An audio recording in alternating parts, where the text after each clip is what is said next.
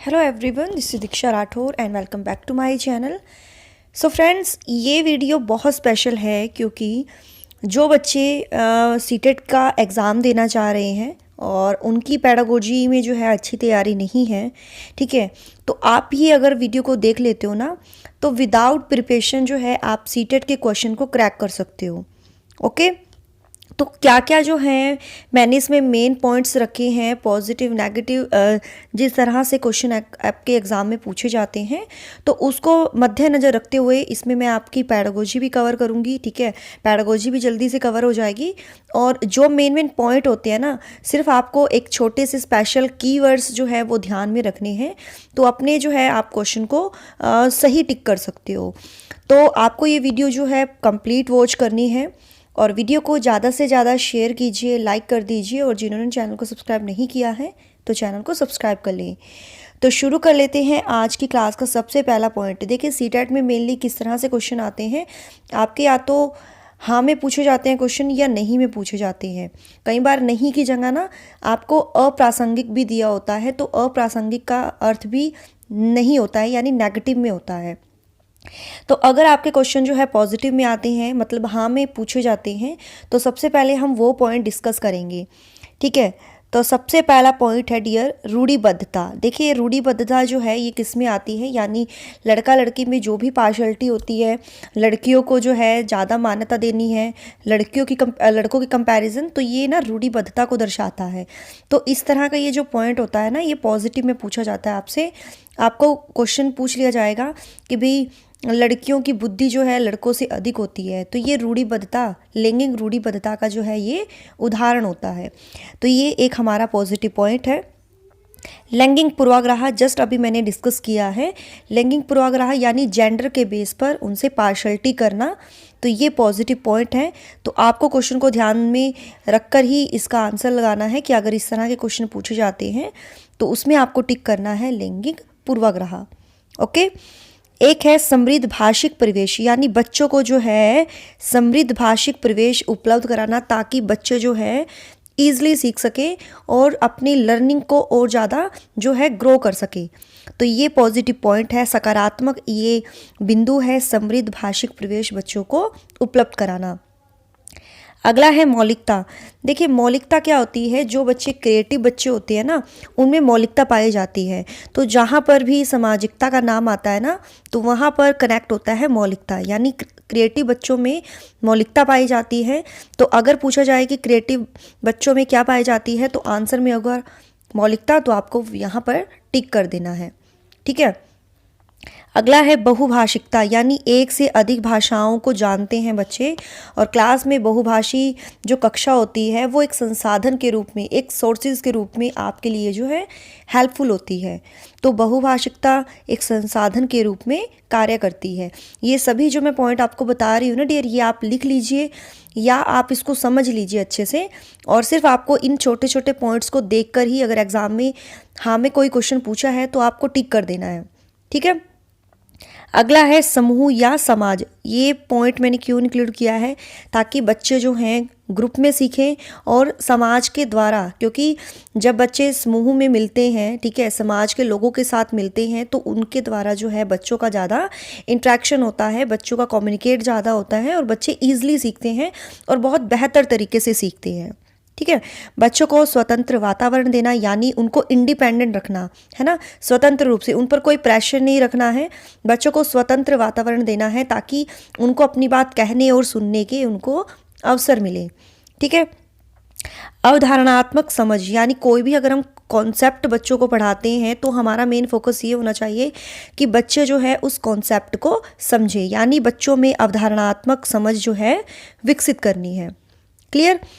अगला है आत्मसातकरण, यानी कोई भी अगर हम बच्चों को पढ़ा रहे हैं, बच्चे उसको ग्रहण कर सके, उसको आत्मसात कर सके, तो ये पॉजिटिव पॉइंट होता है आत्मसातकरण।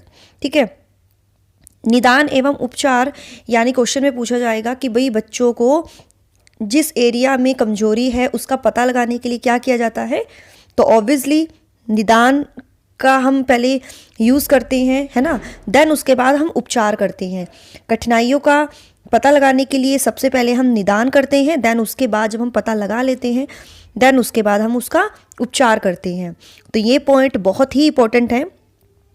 अगला है संवेदनशील। देखिए, संवेदनशील, किसी भी मुद्दे के प्रति बच्चों को संवेदनशील होना सिखाना, बच्चों को चर्चा में पार्टिसिपेट करवाना, परिचर्चा में, डिबेट में, डिस्कशन में, वाद विवाद, ठीक है, तो इन सब में जो है बच्चों को पार्टिसिपेट कराना। और ये ना बहुत पॉजिटिव पॉइंट होते हैं, चर्चा परिचर्चा ओरली में ज़्यादा ये बहुत इंपॉर्टेंट होते हैं, ताकि बच्चों का जो है मौखिक जो कौशल है वो विकसित हो सके। सीखने के लिए आंकलन, टीचर क्या करती है, भ्रमण के बाद बच्चों से कुछ क्वेश्चन पूछती है, ठीक है, और मतलब बच्चों ने जो भी सीखा है उसकी टीचर असेसमेंट कर रही है। तो यहाँ पर ये पॉइंट सबसे इम्पोर्टेंट होता है, सीखने के लिए आंकलन, ठीक है, ये आपको पॉइंट अच्छे से याद रखना है। बच्चों को ज़्यादा से ज़्यादा जो है प्रोत्साहन देना, यानी प्रोत्साहित करना, ये पॉजिटिव पॉइंट होता है। एग्जाम में इस तरह के क्वेश्चन आते हैं, ऑप्शन आते हैं ना, कोई पॉजिटिव में पूछा हो तो चाहे वो प्रोत्साहन हो, प्रोत्साहित हो, तो ये पॉजिटिव होगा।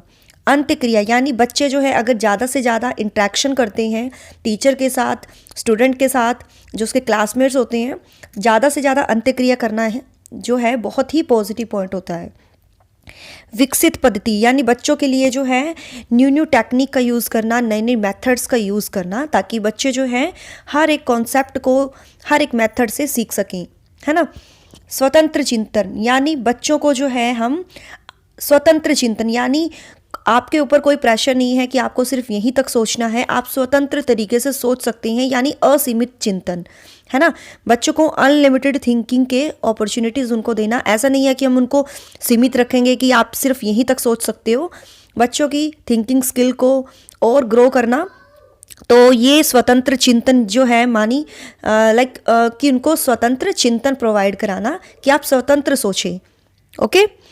बच्चों का जो ज्ञान है उनको बाहरी जीवन से जोड़ना, जहाँ पर भी पॉइंट आता है कि बच्चों ने जो सीखा है तो उसके लिए क्या हेल्पफुल होता है कि जो भी बच्चों ने सीखा है उनकी जो व्यवहारिक जीवन है, उनका जो बाहरी जीवन है, उनके साथ जोड़ना। बच्चों को हस्तपरक गतिविधियाँ सिखाना, हस्तपरक होती है डियर, बच्चे खुद करके सीखते हैं, जिसको हम कहते हैं लर्निंग बाय डूइंग, यानी हाथों से की गई जो एक्टिविटीज़ होती हैं, जो शारीरिक एक्टिविटीज़ होती हैं, फिजिकल एक्टिविटीज़, ठीक है, ये भी सकारात्मक बिंदु है। सक्रिय भागीदारिता, यानी एक्टिव पार्टिसिपेशन बच्चों की होनी चाहिए। बच्चों के साथ समान व्यवहार करना चाहिए, है ना, समान व्यवहार करना चाहिए, चाहे अनुसूचित जाति का बच्चा हो, जनजाति का बच्चा हो, सबके साथ जो है समान व्यवहार, समान अधिकार जो है सबको देने चाहिए।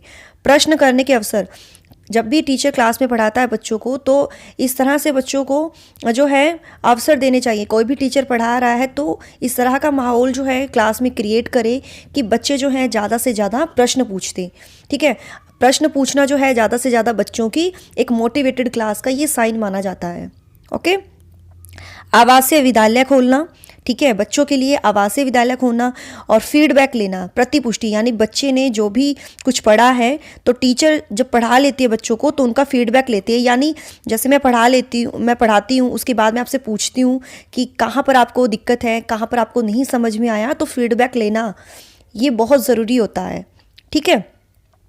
विद्यार्थी केंद्रित, यानी हर चीज़ को जो भी हम करिकुलम क्रिएट करते हैं, सिलेबस क्रिएट करते हैं, उसमें बच्चों की रुचि के अनुसार, आवश्यकता के अनुसार, उनकी बुद्धि के अनुसार जो है हम क्रिएट करते हैं। यानी जो भी अब का जो सिस्टम है, जो एजुकेशन है, वो क्या सेंटर्ड है, चाइल्ड सेंटर्ड है, यानी विद्यार्थी केंद्रित है, ओके।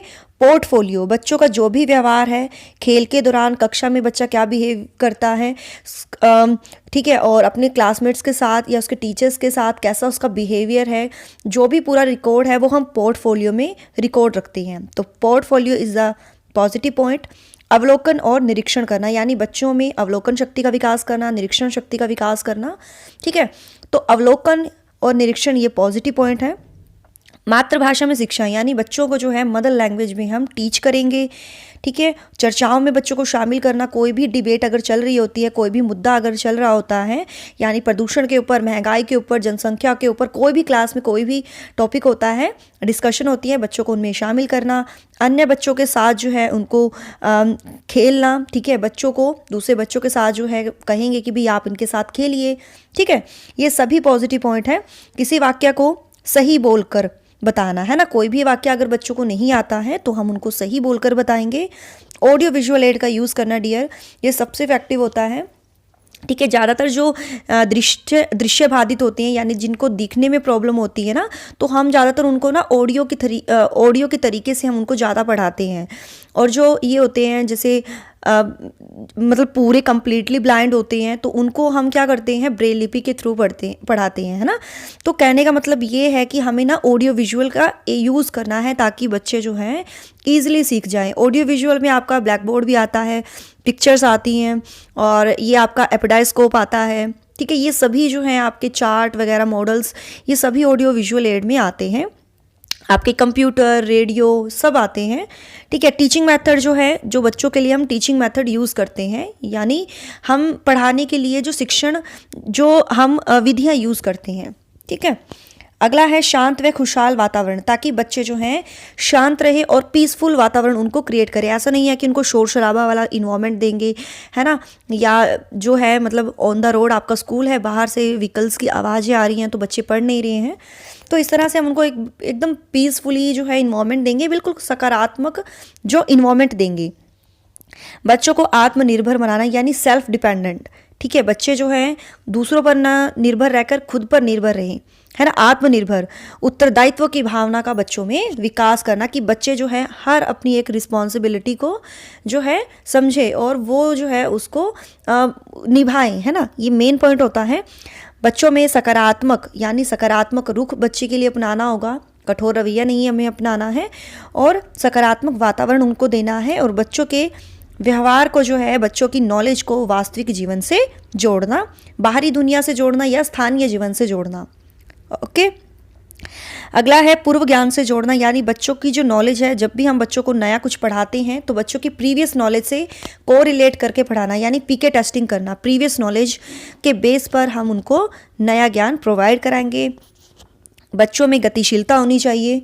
ठीक है, क्रियाशीलता होनी चाहिए। क्रियाशीलता, गतिशीलता का अर्थ है कि बच्चे जो हैं इनएक्टिव ना रहे, यानी एक्टिव रहे, है ना। बच्चे जो है ऐसा नहीं है कि निष्क्रिय रहे, लेजी से बने रहे। बच्चों की एकदम बिल्कुल क्रियोसिटी हो, हर किसी की चीज़ को जानने की क्रियोसिटी हो, तो ये बहुत इंपॉर्टेंट पॉइंट है। और इसमें आप इंक्लूड कर लीजिए जिज्ञासा, बच्चों को जिज्ञासु बनाना या जिज्ञासा उनमें विकसित करना। ओके, अगला है विविधता।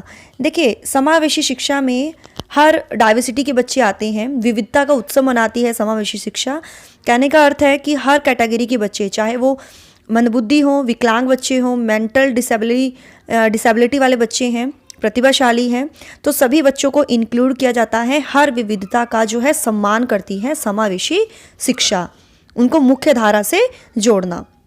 ठीक है, सहभागिता और रचनावाद, यानी बच्चों का ज़्यादा से ज़्यादा जो है कोऑपरेट हो, बच्चे ज़्यादा से ज़्यादा जो है पार्टिसिपेट करें, उनमें रचनात्मक शक्ति का या सृजनात्मकता का विकास बच्चों में करना। तो रचनावाद और सहभागिता ये इम्पोर्टेंट है पॉइंट। अगला है मुक्त अंत वाले क्वेश्चन। देखिए, मुक्त अंत वाले ना, ये क्रिएटिविटी से रिलेटेड होता है। मुक्त अंत वाले, मुक्त अंत का अर्थ होता है डियर ओपन एंडेड।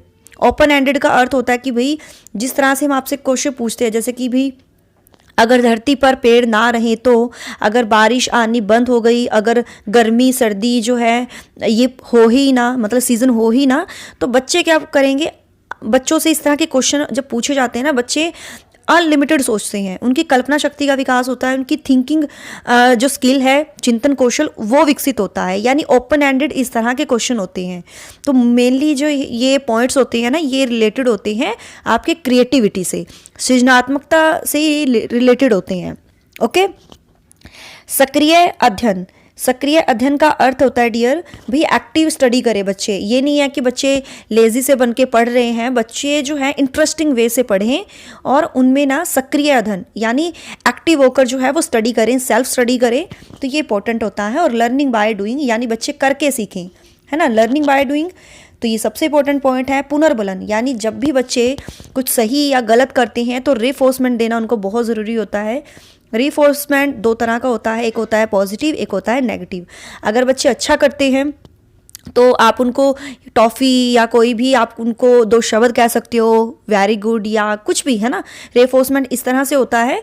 और एक होता है नेगेटिव, कि भाई आप उनको बोल सकते हो कि आपने ये गलत किया है ना, आगे से ये मत कीजिएगा। तो मतलब दो तरह से होते हैं, बाकी सकारात्मक भी होता है और नकारात्मक भी होता है। तो जो रीफोर्समेंट होता है ना, बच्चे की सही और गलत पर एकदम हमें देना चाहिए रीफोर्समेंट, ठीक है। भूमिका निर्वाह, बच्चों को हमें कुछ भी समझाना है, यानी हम ये ज़्यादातर ना हिंदी में यूज़ करते हैं। हिंदी में जैसे संवाद, बच्चों को डायलॉग दिए जाते हैं हर कैरेक्टर का, तो बच्चे क्या करते हैं, रोल प्ले करते हैं। तो ठीक है, तो भूमिका निर्वाह यानी रोल प्ले करना, ये सबसे इंपॉर्टेंट पॉइंट होता है। ओके, बच्चों को खोज का अवसर देना, यानी बच्चे जो हैं अपनी समस्या का समाधान करने के लिए उसके जो सॉल्यूशन है वो खुद खोजें, अन्वेषण करें, जिससे उनमें वैज्ञानिक जो है वैज्ञानिक सोच विकसित होगी। ठीक है, वैज्ञानिक तरीके से सोचेंगे तो खोज जो है डिस्कवर करना, ये सबसे इंपॉर्टेंट पॉइंट होता है। निदानिक शिक्षण यानी डायग्नोस्टिक टीचिंग, यानी जिस एरिया में बच्चा कमज़ोर है उसका पता लगाने के लिए हम क्या करते हैं, निदानिक शिक्षण। देन उसके बाद हम उपचारात्मक शिक्षण अपनाते हैं। ठीक है, समझ के साथ पढ़ना और लिखना, ऐसा नहीं है कि भी हमने सिर्फ कॉपी पेस्ट कर दिया, बिल्कुल गलत होता है, क्योंकि ये पॉजिटिव है, समझ के साथ पढ़ना और लिखना। बच्चों में चिंतन शक्ति का विकास करना, ठीक है, चिंतन के अवसर उनको देना, कल्पना शक्ति का विकास करना। जब भी बच्चों को हम पढ़ाते टाइम पहेलियों का यूज़ करते हैं, कविताओं कहानियों का यूज़ करते हैं, मेन मोटिव क्या होता है कि बच्चों की जो कल्पना शक्ति है, इमेजिनेशन पावर है और थिंकिंग पावर है, वो डेवलप हो सके। ठीक है, नेक्स्ट है मानवतावादी दृष्टिकोण। तो मानवतावादी दृष्टिकोण में क्या होता है डियर, कि भी हमें बच्चों में ह्यूमैनिटी के पॉइंट ऑफ व्यू जो है विकसित करने हैं, मानवतावादी दृष्टिकोण।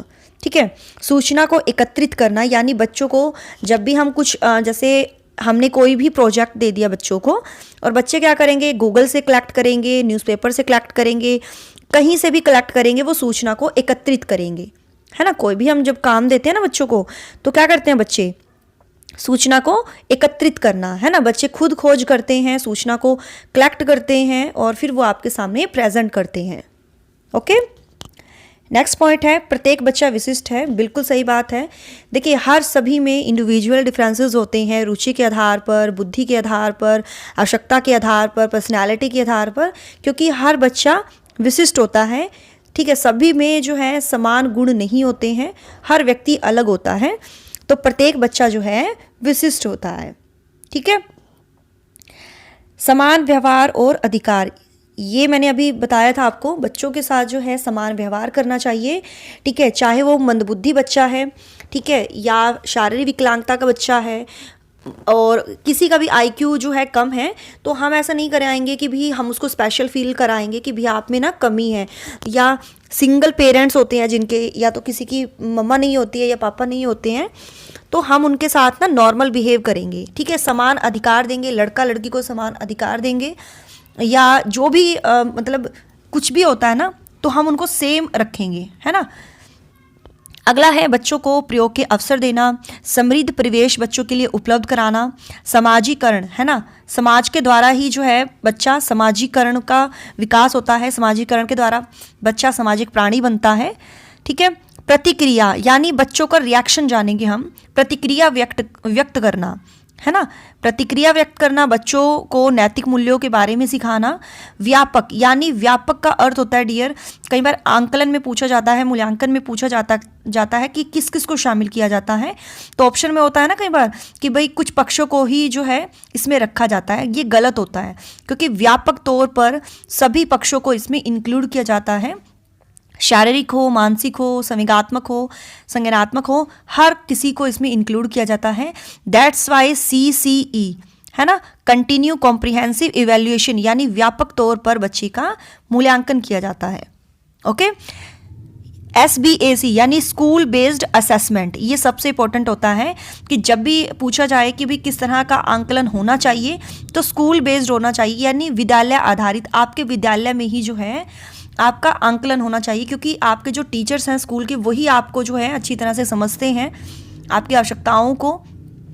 तो सबसे पॉजिटिव पॉइंट होता है विद्यालय आधारित आंकलन।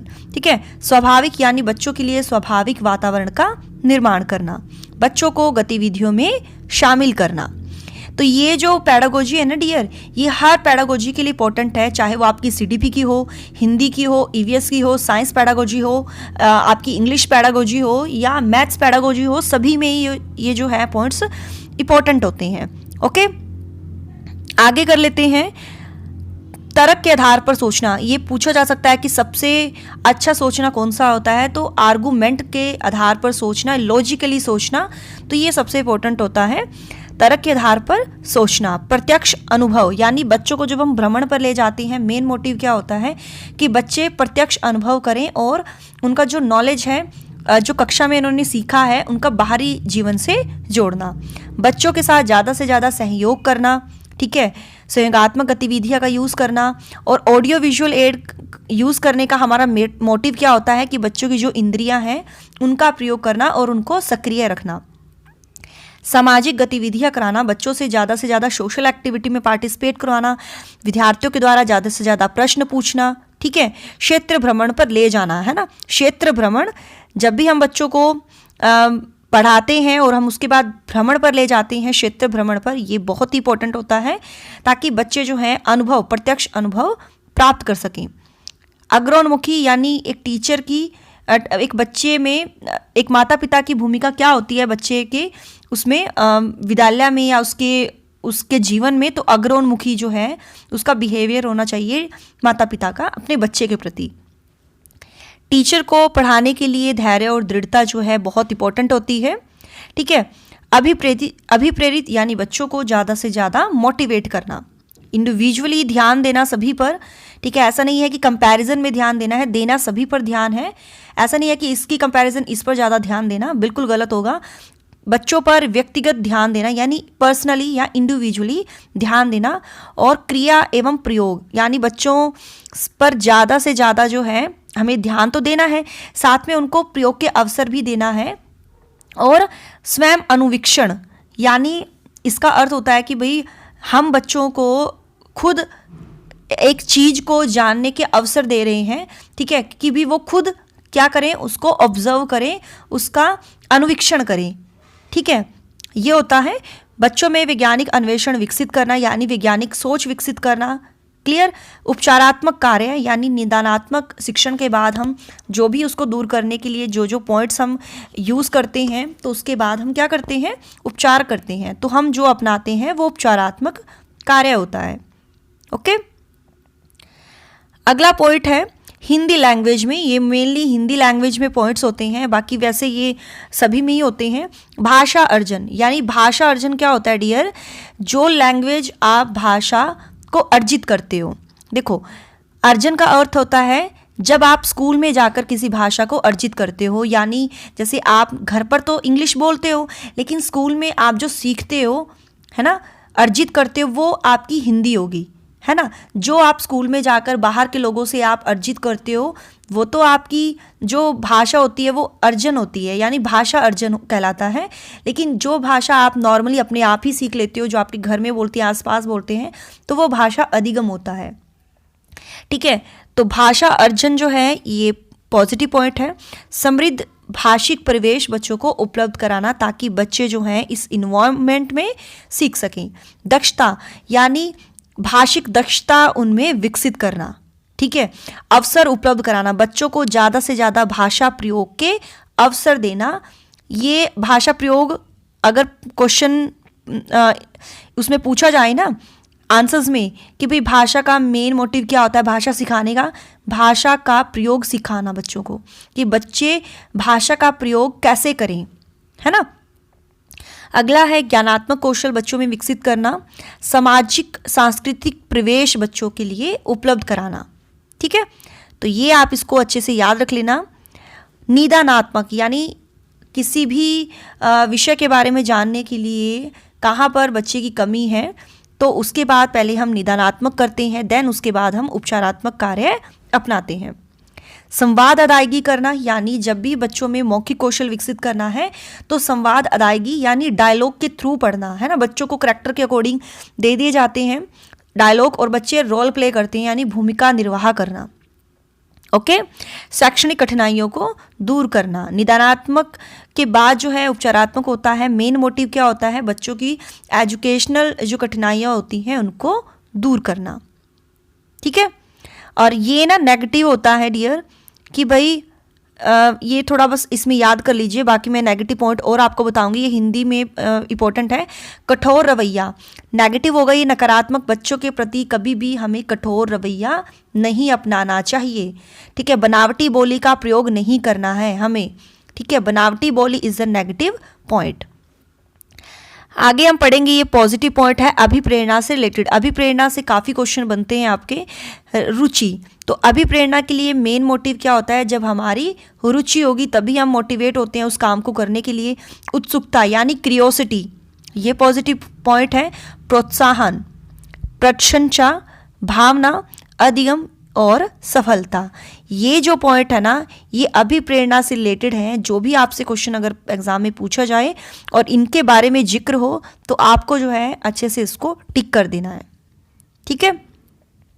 अगला है सृजनात्मकता। सृजनात्मकता से भी काफ़ी क्वेश्चन आपके आते हैं। जैसे मैंने कहा है, जो क्रिएटिव बच्चे होते हैं उनमें मौलिकता पाई जाती है। ब्रेनस्टॉर्मिंग, ब्रेनस्टॉर्मिंग का अर्थ होता है डियर समझकर पढ़ना, विचार मंथन करना, हर एक चीज़ को फोकस करना, हर एक चीज़ पर विचार करना, ब्रेन लगाना अपना, देन उसको जो है फिर बच्चे जो हैं जब आपके सामने प्रेजेंट करते हैं तो ब्रेनस्टॉर्मिंग का यूज़ करते हैं वो। तो ये क्रिएटिविटी से रिलेटेड होता है। आउट ऑफ बॉक्स यानी कुछ हटकर सोचना, ठीक है। अपसारी चिंतन, सृजनात्मकता जो है ये किससे रिलेटेड होती है? अपसारी चिंतन से। अभिसारी और अपसारी चिंतन में मैंने डिटेल वीडियो बनाई हुई है, वो देख लेना। तो क्रिएटिविटी से यूज़ होता है अपसारी चिंतन, और जो ये होता है प्रतिभाशाली बच्चों में अभिसारी चिंतन होता है, ठीक है। अपसारी चिंतन क्रिएटिविटी से रिलेटेड होता है। रचनात्मकता ये भी सृजनात्मकता से रिलेटेड है, ठीक है। धारा प्रवाह, इस तरह के बच्चों में धारा प्रवाह जो है पढ़ने के लिए ज़रूरी होती है। लचीलापन, क्रिएटिव बच्चों में लचीलापन होता है, मौलिकता होती है। और मुक्त उत्तर वाले प्रश्न यानी ओपन एंडेड, जस्ट मैंने आपको बताया है ना, ओपन एंडेड, क्लोज एंडेड होते हैं, ओपन एंडेड होते हैं। अगर क्रिएटिविटी से कुछ क्वेश्चन पूछे तो आपको टिक कर देना है मुक्त उत्तर वाले प्रश्न यानी ओपन एंडेड, यानी बच्चे जो हैं अनलिमिटेड सोचकर आपको आंसर्स दे, मुक्त उत्तर वाले प्रश्न।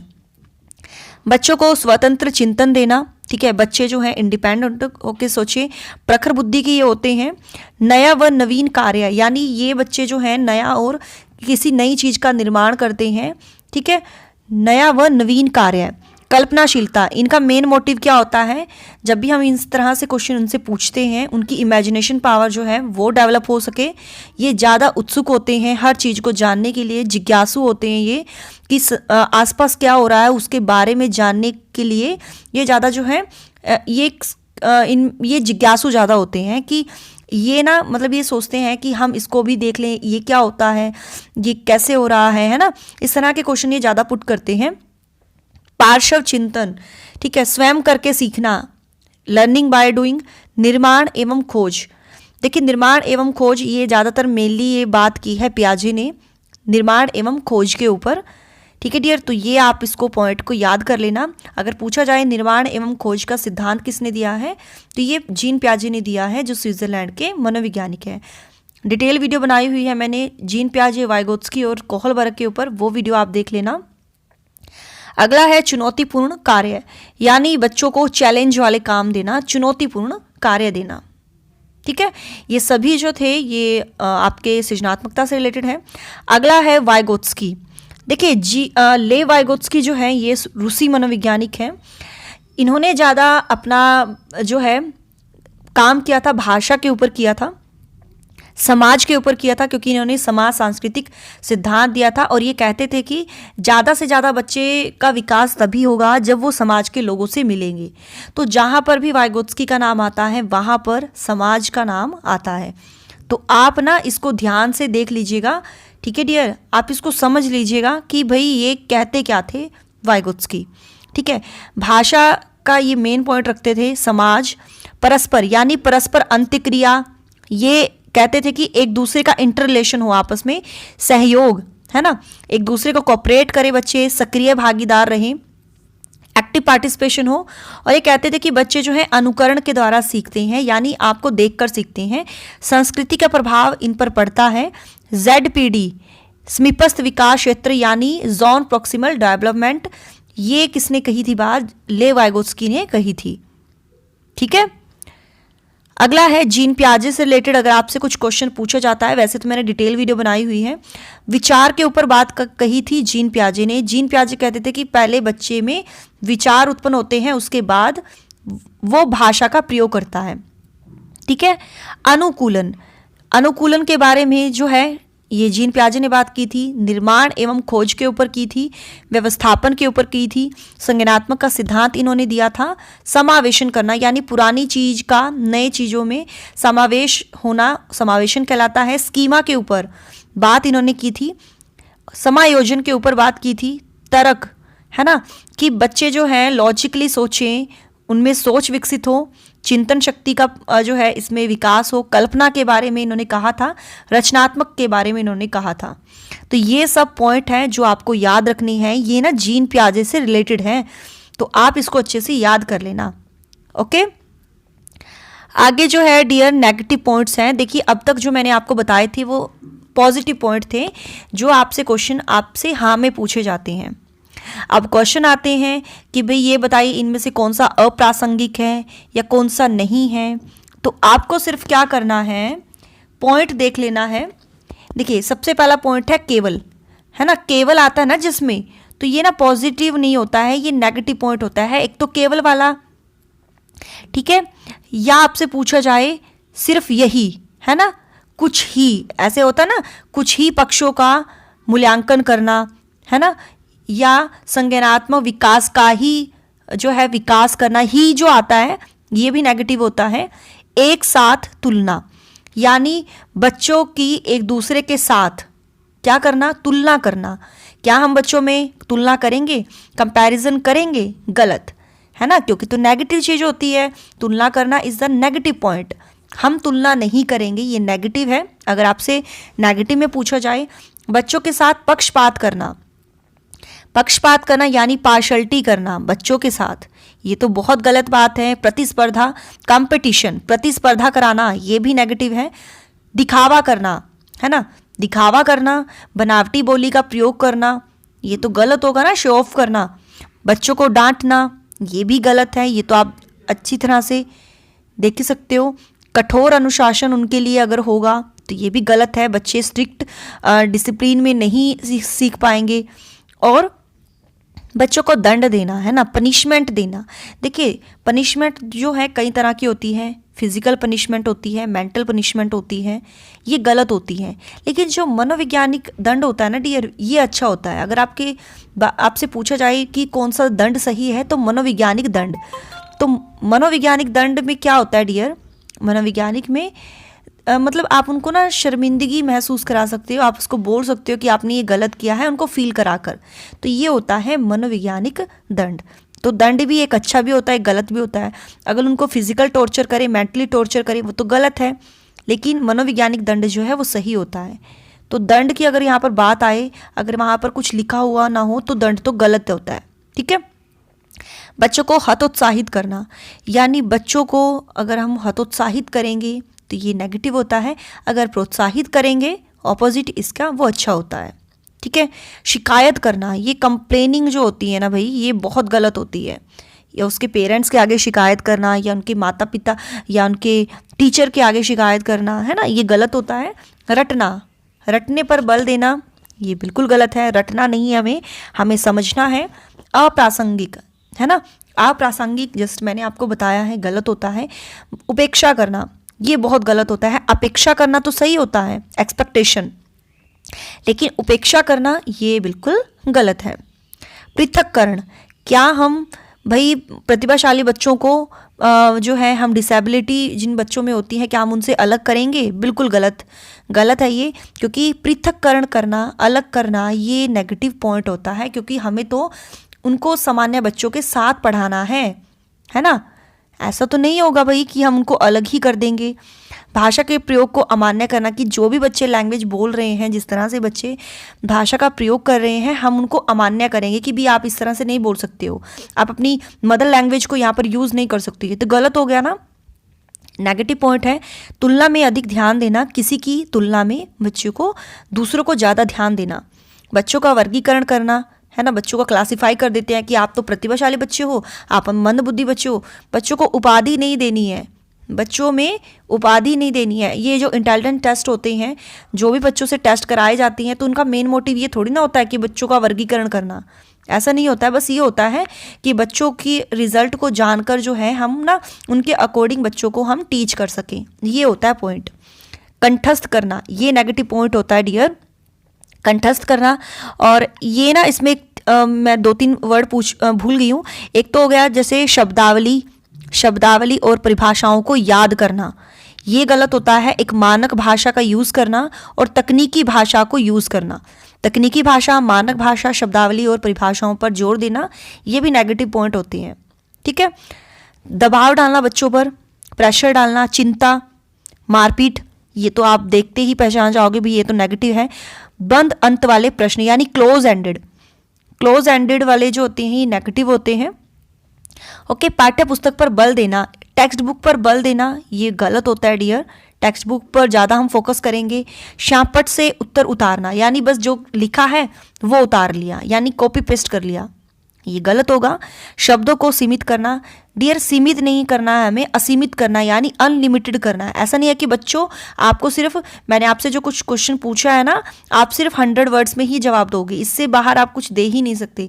क्या पता बच्चे की इतने ज़्यादा थॉट्स हों, क्या पता वो आउट ऑफ वर्ड्स हों, तो ऐसा तो नहीं है कि आप उनको सीमित रखोगे, ये तो गलत हो गया ना। तो सीमित नहीं रखना है हमें। अंक देना बच्चों को, क्योंकि डियर अंक हम नहीं देते हैं, हम उनको ग्रेडिंग सिस्टम अब हम यूज़ कर रहे हैं, तो ग्रेडिंग सिस्टम यहाँ पर यूज़ होगा, ना कि अंक। निष्क्रिय करना, बच्चों को इनएक्टिव करना, ये गलत है। नोट टेकिंग यानी बिना समझ के जो है उतार लेना, बच्चों ने समझा नहीं है, सिर्फ उतार लेना, किसी का लिखा हुआ हम उतार लेते हैं, नोट टेकिंग करना। रिवॉर्ड देना, बच्चों को ज़्यादा से ज़्यादा हम प्रलोभन देते हैं ना, आपको टॉफ़ी मिलेगी, मतलब हम ना उनको एक्सटर्नली मोटिवेट करते हैं, बाहरी अभिप्रेरणा देते हैं, जबकि बच्चे में आंतरिक अभिप्रेरणा ज़रूरी होती है। तो प्रलोभन देना, ये इस तरह के ये नेगेटिव होते हैं। और अभिसारी चिंतन, देखिए डियर, अगर तो क्रिएटिविटी में पूछा जाए तो वो तो अभिसारी चिंतन से रिलेटेड होता है, अगर प्रतिभाशाली बच्चों में पूछा जाए तो ये अभिसारी चिंतन से रिलेटेड होता है। ठीक है डियर, तो ये होता है आपका प्रतिभाशाली बच्चे से।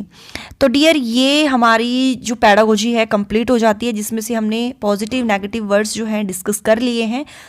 आई थॉट कि भाई आपको ना पूरा जो पैडागोजी है वो कवर कर दी जाए, तो मैंने ये पूरी कवर कर ली है। और जो भी आपसे क्वेश्चन पूछे जाएंगे इसी तरह में से आपसे क्वेश्चन पूछे जाएंगे, सिर्फ आपको देखना क्या है कि आपसे ना क्वेश्चन किस तरह से पूछे जा रहे हैं। ठीक है डियर, ऐसा नहीं है कि आपसे एज इट इज़ क्वेश्चन पूछे जाएंगे, आपको घुमा फिरा कर क्वेश्चन दिए जाएंगे कि आप सोचें, आपकी भी थिंकिंग स्किल और इमेजिनेशन पावर ये जो है डेवलप करना चाहते हैं जो एग्ज़ाम में क्वेश्चन होंगे। तो आपको क्वेश्चन ध्यान से देखना है, आंसर्स को ध्यान से देखना है डियर। प्लीज़ आप ना क्वेश्चन को सिर्फ ये पढ़ लीजिए करें कि भाई ये पॉजिटिव में पूछा है या नेगेटिव में पूछा है, बाकी कोई दिक्कत नहीं है। आप थ्योरी पढ़कर जाइए, जीन पियाजे की, वाइगोत्स्की की, और जो है आपकी कोहलबर्ग की, मेनली आपसे क्वेश्चन इसमें से पूछे जाएंगे। एनसीएफ आप पढ़ के जाइए, समावेशी शिक्षा के बारे में, राष्ट्रीय शिक्षा नीति के बारे में, तो ये आपको पढ़कर जाना है अच्छे से। और मेरा मेन मोटिव यही था कि मैं आपको जो है सभी कवर करा दूं और मेरी यहाँ पर पैडागोजी फिनिश हो जाती है। ठीक है डियर, आपको अच्छे से एग्ज़ाम की प्रिपरेशन कर लेनी है, कल आपका एग्ज़ाम है। ओके, और सक्सेस अनसक्सेस डजेंट मैटर, लेकिन आपको अपनी तैयारी पूरी रखनी है। ठीक है, तो डियर कल आपका तो एग्ज़ाम है, कल तो कोई भी क्लासेस नहीं होंगी। उसके बाद जो है हम 1 फरवरी से आपकी यूपी टेट की और रीट की क्लासेस शुरू कर देंगे। ओके, तो फिर हम मिलेंगे नेक्स्ट क्लास में। So thanks for watching my video, do like share and subscribe my YouTube channel. Till then bye bye, रब राखा, जय Bholenath, and wish you a very very all the very best for your exam. Bye bye.